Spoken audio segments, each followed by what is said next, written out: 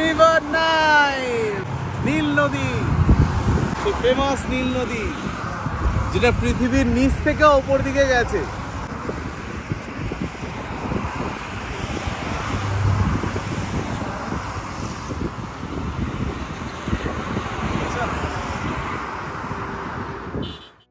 সাড়ে ৪,০০০ বছর পুরনো ইজিপ্টের এই আশ্চর্য নির্মাণ দেখে এখনও মানুষরা একেবারে স্তম্ভিত হয়ে যায়।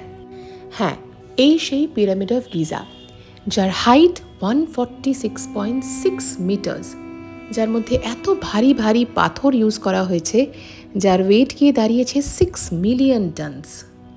বিষয়টা ভাবলে সত্যি কীরকম অবিশ্বাস্য লাগে। ৪,৫০০ বছর পুরনো এই মনিউমেন্ট এখনও দাঁড়িয়ে আছে।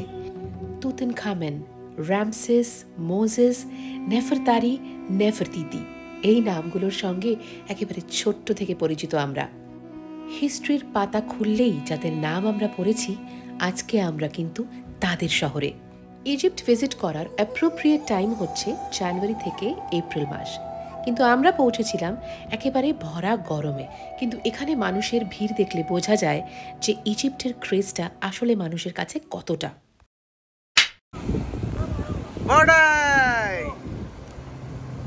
ওইদিকে যাচ্ছ কেন?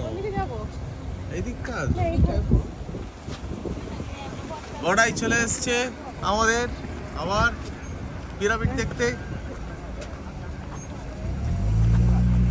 Last year, I know in India, namaste. I say. Namaste, yes. Yeah, right.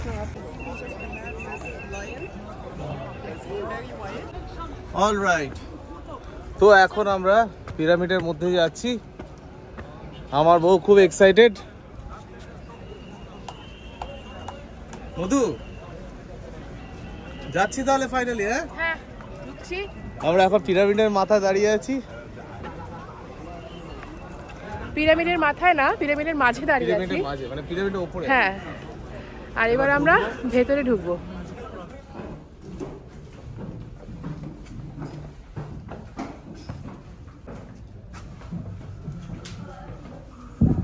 এবার এখানে ক্রল করে উঠতে হবে। হ্যাঁ, উঠে পড়বো। হ্যাঁ,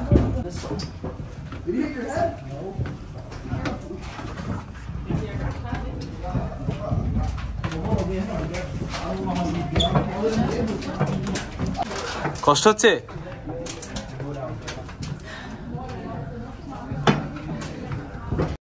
কষ্ট একেবারে হচ্ছে না বললে একটু মিথ্যে কথা বলা হবে। চারিপাশটা এরকম ঘেরা বলে যথেষ্ট ক্লস্ট্রোফোবিক লাগছিল আমার, আর বেশ ব্রিদিং ট্রাবলও হচ্ছিল আমার, কারণ এরকম একটা খাড়াই টানেলের মধ্যে দিয়ে উঠতে হচ্ছে।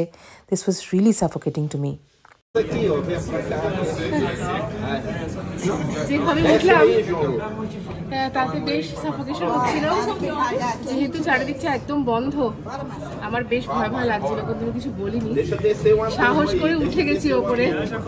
না উঠলে লস, না উঠলে লস। পিরামিডের ভেতরে ঢুকবে না, এখন আরো অনেক উঠতে হবে।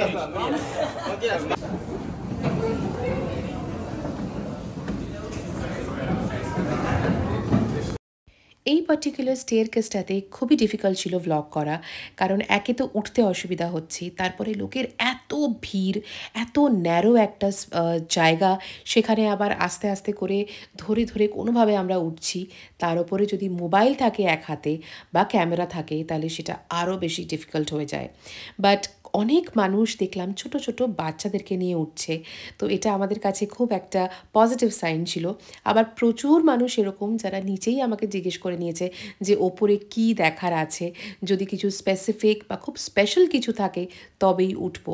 আমাদের কাছে তো ইজিপ্ট আর পিরামিড মানে কানায় কানায় অ্যাডভেঞ্চার, আর এরকম অ্যাডভেঞ্চারাস একটা অভিজ্ঞতা এর আগে আমি কখনো করিনি। তাই এইসবগুলো এক্সপ্লোর করার অভিজ্ঞতা থেকে আমি একেবারে বঞ্চিত থাকতে চাই না। That's the tomb. The chamber of the great King Khufu and the biggest pyramid of the world. Yes, that's the granite sarcophagus of King Khufu. Unfortunately, শুধু এইটুকুই পাওয়া গেছে। কুফুর বডি আর ওনার আর্থলি পজিশনস সব কিছু লুট করা হয়ে গেছিল বিফোর দ্য আর্কিওলজিস্টস অ্যারাইভড। তাহলে আমরা একদম টুম্বের উপরে উঠে গেছি। আছি কিন্তু আমরা হ্যাঁ এখানে ভীষণ দুর্গম আর আমি ভাবতেও পারিনি যে এতখানি আসতে পারবো। I will finally make it, but যাই হোক finally we reached. It was a wonderful moment.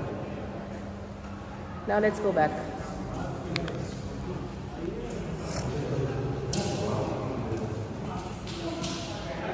প্রায় 20,000 লোক 20 বছর ধরে এই খুফুর পিরামিড তৈরি করেছিল, আর আমরা কেমন নিমেষেই এই গোটা জায়গাটার অভিজ্ঞতা করে ফেললাম।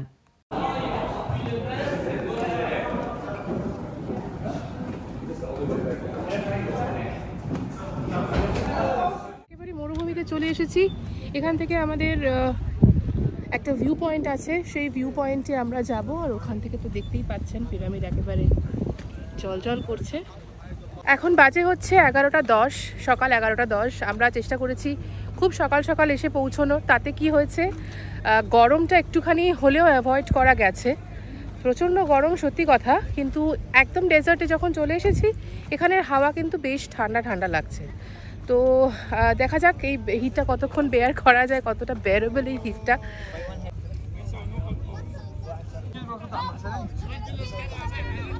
দুটো অপশান আছে এখানে, কার্টের অপশান আছে আর হচ্ছে ওদিকে ক্যামেল রাইড আছে। বাট আমরা ডিসাইড করেছি যে আমরা কার্টেই যাব, কারণ আমাদের সময়টা একটু অল্প, আর কার্টে গেলে একটু তাড়াতাড়ি যাওয়া যাবে।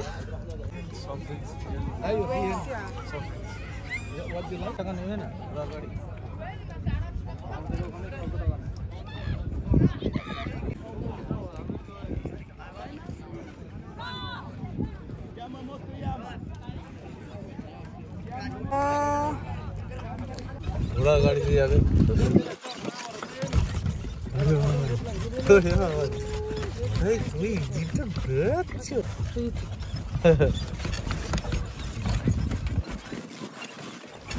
বাপরে, ওরে বাবা রে, এটা অনেক safe. You watch Bollywood movies? Amitabh Bachchan and Shahrukh Khan? Amitabh Bachchan, you come here.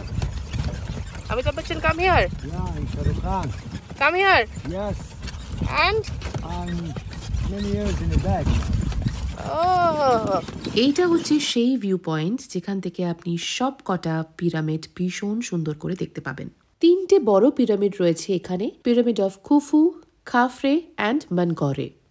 এছাড়াও ছোট ছোট আরো প্রায় 11-12টা পিরামিড রয়েছে।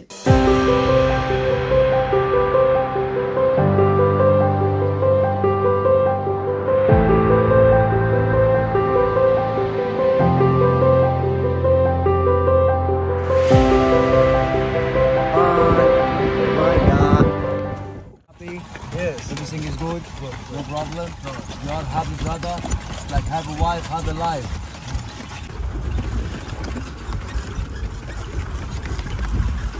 Hey, পিংসে চলে এসেছি। সেই নাগভাঙা পিংস। চলে এসেছি আমরা গ্রেট স্পিংস অফ গিজার সামনে। এটি সম্পূর্ণ একটা লাইমস্টোনের স্ট্রাকচার, আর এটা হচ্ছে একটা মিথিক্যাল ক্যারেক্টার যেটার ফেসটা হিউম্যানের মতো আর বডিটা কিন্তু লায়নের। বলা হয় ফেস অফ দ্য স্পিংস নাকি রিপ্রেজেন্ট করে ফেরাও খাফরেকে, আর এটা নাকি মোস্ট ওল্ডেস্ট মনুমেন্টাল স্ট্রাকচার ইজিপ্টে। তাহলে আমরা সেই 5000 পুরনো সভ্যতার সামনে দাঁড়িয়ে আছি।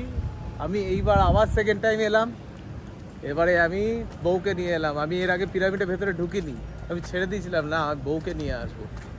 আমাদের এবারের গন্তব্য প্যাপাইরাস ইনস্টিটিউট। এখানে প্যাপাইরাস প্লান্ট থেকে কিভাবে পেপারগুলোকে তৈরি করা হয়, কিভাবে তাদের উপরে পেইন্টিং করা হয়, সবটাই আপনাদেরকে ডিটেলে দেখানো হবে। এনশিয়েন্ট ইজিপ্টে প্যাপাইরাস একটি প্রাইমারি রাইটিং মেটেরিয়াল ছিল। এর উপরে লেখা হতো religious text, legal documents, government records, literature, আরও অনেক কিছু পার্সোনাল করেসপন্ডেন্স। ইজিপ্ট ছাড়াও প্যাপাইরাস কিন্তু গ্রিস আর রোমে ইউজ হতো। এখানে অনেকগুলো মানুষ আলাদা আলাদাভাবে ডেমো দিচ্ছে কিভাবে প্যাপাইরাস প্লান্ট থেকে এই পেপারগুলো তৈরি হয়। The outer part, which is the strongest part. That's why they made ropes, boots, baskets, and even sandals from that part because it's very strong. You can't break it easily. Can you pull it? Yeah, try to pull it. Harder. Like this. It's very strong. Very strong. But the inner part unlike the outer part. It is so fragile and easy to break because of the fibers inside. It contains a huge amount of. How many days? 7 days. 7 days for 1 week, yeah, to get the white color. white 2 color. weeks, 14 days to get the brown one. Okay, And for both brown. are the same quality. It just depends on the color that you prefer. So more days in the water, you get the darker one. Yeah. So then we put them between 2 pieces of carpet in positions vertical and horizontal. They have to get that way in positions vertical and horizontal. That'll tell you why at the end. But now you might ask about how they stick together. In ancient times, they didn't have chemical materials or machines to make the paper, to make that kind of paper. So they figured out that when you leave the slices in the water, they get sticky themselves because of the huge amount of sugar inside of it. And so on until you fill in the sheet. So they stick together themselves for another 1 week under the press They used to press. machine. Also in ancient times, they didn't have a machine like this. So they used another thing. Can you guess? Maybe rock. Correct. And animals skin instead of the carpets. They've been put in as well. Family tree or the tree of life. We call it family tree because if you look at the tree from that side, you will notice that we have all the members of the family. Starting from the father, works in the west for his family, while the mother with the wingest. Wingest are symbol of protection, which means she's protecting the children while the father is working for them. And papyrus সম্বন্ধে খুব সুন্দর করে এরা একেবারে ডিটেলে আমাদেরকে describe করলো। তবে একটা জিনিস না বললেই নয়, এখানে সব কিছুর দাম অত্যন্ত বেশি। মানে ওরা বেশি করে চড়িয়ে রেখে তারপরে হয়তো আপনার সাথে নেগোশিয়েট করে একটা দাম দেবে।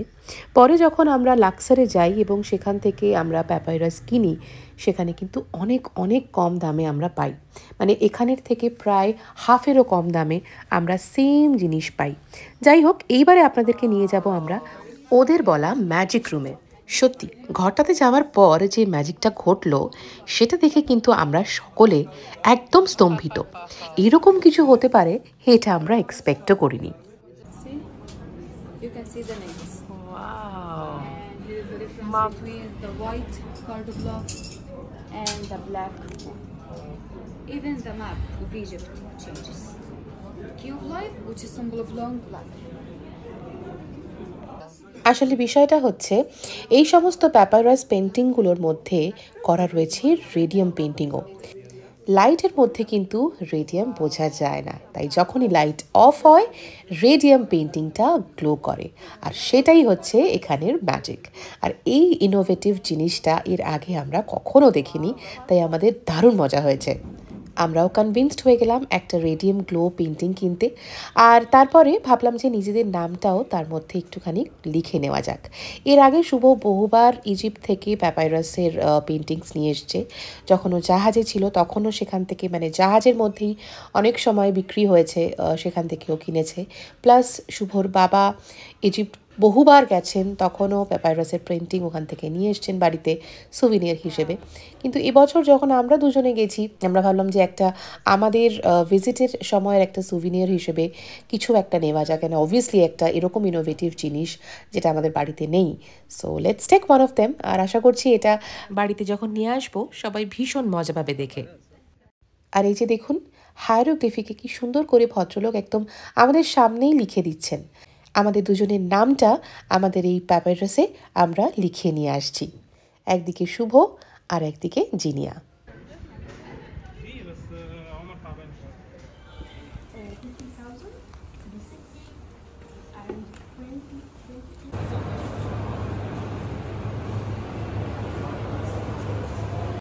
এবারে আমরা চলে এলাম NMEC-তে, মানে national museum of Egyptian civilization. এখানে আমরা সমস্ত দ্য রয়্যাল মামিজ দেখব। তবে এখানে কোনো রকম ভিডিও করা ইজ স্ট্রিক্টলি প্রোহিবিটেড, তাই ভেতরে কোনো রকম ফুটেজ কিন্তু আমি নিতে পারিনি। এখানে ভীষণ কড়া সিকিউরিটি রয়েছে, আর ফটো তোলাও এখানে অ্যাবসলিউটলি প্রোহিবিটেড। তো সে কারণে কোনো রকম কোনো ভিডিও ফুটেজ আমার কাছে অ্যাভেলেবেল নেই। তাই স্মৃতিমন্থন করার জন্য শুধুমাত্র আমাদের মাইন্ডে এই মেমোরিজগুলোকে আমরা লক করে রেখেছি। আমি জীবনে প্রথমবার মামিজ দেখব, আর এটা আমার কাছে একটা প্রচণ্ড থ্রিলিং অভিজ্ঞতা। শুনেছি আগে নাকি একটাই মিউজিয়াম ছিল, সেখানেই সমস্ত মামিজ থেকে শুরু করে সমস্ত হিস্টোরিক্যাল জিনিসপত্র রাখা থাকতো, কিন্তু এখন সবটাই পার্টে পার্টে ভাগ হয়ে গেছে। তাই আমাদের আজকের আইটিনারিতে শুধুমাত্র আপাতত মামিজই দেখা হবে।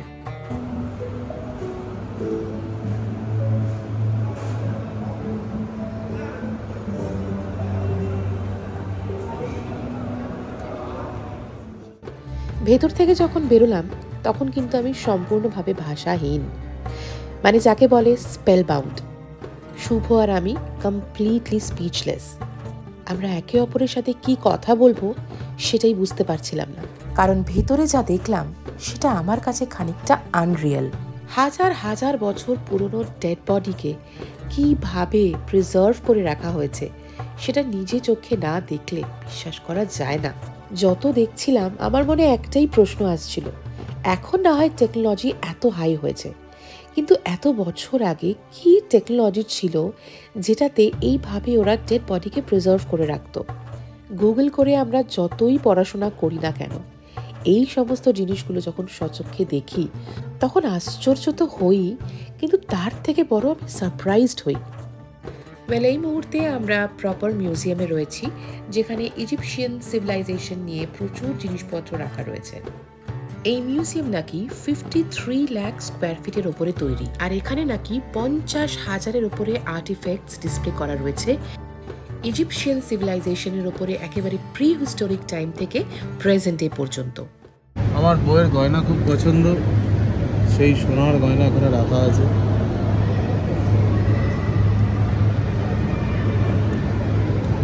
এই যে খাড়ু খাড়ু খাড়ু মেড অফ গোল্ড।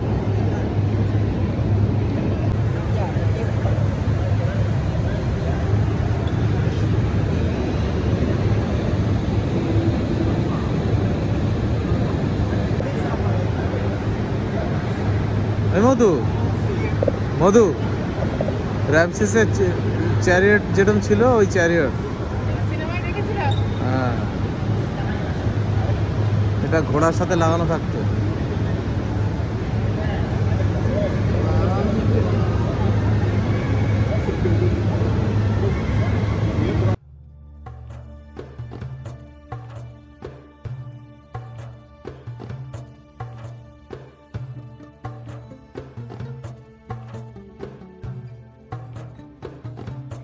এখানে যাওয়ার আগে রীতিমতো প্রতিদিন শুভ বসে বসে আমাকে লেসেন্স দিত। রামসেস, তুতানখামেন, নেফারতিতি, নেফারতারি আর আমার সবচেয়ে প্রিয় মোজেস, এদের সম্বন্ধে কত না গল্প আমাকে শুনিয়েছেও। ইনফ্যাক্ট এখানে আসার আগেই ও আমাকে বেশ কয়েকটা মুভিও দেখিয়েছে। মুভিজের মধ্যে নেটফ্লিক্সে দেখেছি এক্সোডাস আর সিরিজ দেখেছি টেস্টামেন্ট। আপনাদেরও যদি এরকম ধরনের মুভিজ ভালো লাগে তাহলে ডেফিনেটলি আমাকে কমেন্ট সেকশনে জানাবেন। এর আগে আমার ইজিপশিয়ান হিস্ট্রি নিয়ে এতটা ইন্টারেস্ট ছিল না, কিন্তু এখানে আসার জন্য শুভ আমাকে নিয়মিত গল্পের ছলে এখানকার সিভিলাইজেশন সম্বন্ধে নানান রকম তথ্য দিত, এবং ধীরে ধীরে আমারও এদের প্রতি যথেষ্ট একটা ইন্টারেস্ট গ্রো করে যায়। তার পেছনে নানান রকম মুভিজ আর সিরিজ যথেষ্ট কাজ করেছে। যাই হোক, আমরা দুজনে মিলে এখানে বেশ খানিকটা সময় সুন্দর করে এক্সপ্লোর করলাম, নানান রকম জিনিস দেখলাম। আর সব থেকে বড় কথা, এখানে দুটো ল্যাঙ্গুয়েজে খুব নিটলি লেখা আছে, একটা অ্যারাবিক আর একটা ইংলিশ। তো আমাদের কোনো কিছুই বুঝতে অসুবিধা হচ্ছিল না। যদিও আমাদের সাথে আমাদের গাইড ছিল, কিন্তু গাইডের থেকে আমরা খুব একটা বেশি গাইডেন্স কিন্তু পাইনি। যা দেখেছি নিজেরাই বুঝে নিয়েছি। একটা ভ্লগে তো এর থেকে বেশি দেখানো আর সম্ভব নয়, তাই আজকের ভ্লগটা এখানেই শেষ করছি। আমাদের মতো কারা কারা এর মধ্যে মিশর ঘুরে এসেছেন সেটা অবশ্যই কমেন্ট সেকশনে জানাতে ভুলবেন না। আর যদি আমাদের এই ভ্লগ দেখে আপনাদের মনেও বাসনা জাগে যে ইজিপ্ট যাব, তাহলে আমি বলবো একদম দেরি না করে টাকা পয়সা জমিয়ে চট করে ঘুরে আসুন মিশর। সত্যি মিশরের এই রহস্য ভেদ না করতে পারলে কিন্তু ভ্রমণ লাভারদের কাছে জীবনটা অসম্পূর্ণ থেকে যাবে। চলো, আজকের মতো এখানেই বিদায় নিচ্ছি। আশা করছি তোমাদের এই ভ্লগটা খুব ভালো লাগবে। আর ভ্লগটা যদি ভালো লাগে তাহলে ডেফিনেটলি কমেন্ট করতে আর চ্যানেলটাকে সাবস্ক্রাইব করতে একদম ভুলো না।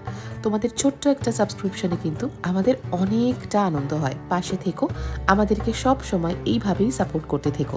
চলো, দেখা হচ্ছে খুব শিগগিরই। আনটিল দেন সবাই ভালো থেকো। Take care, lots of love, and bye-bye.